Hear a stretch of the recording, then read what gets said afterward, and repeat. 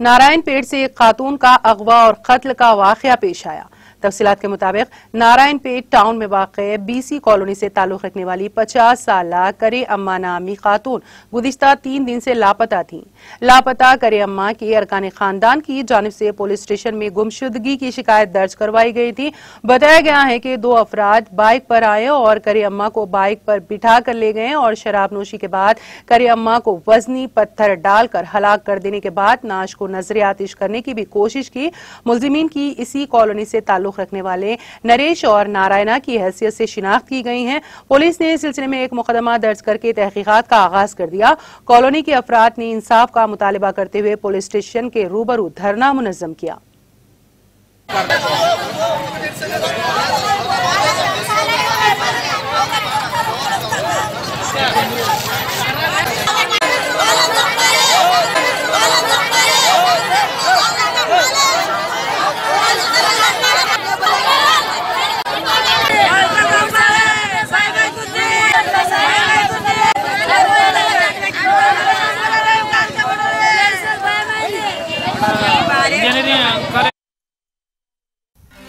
नाज़रीन, हमारे TTV news को सब्सक्राइब करिए, बेल आइकॉन को प्रेस करिए, शेयर करिए और लाइक करना ना भूलें। और किसी एडवर्टाइजमेंट से मुताल्लिक़ जानकारी के लिए हमारे इस नंबर पर कांटेक्ट कीजिए।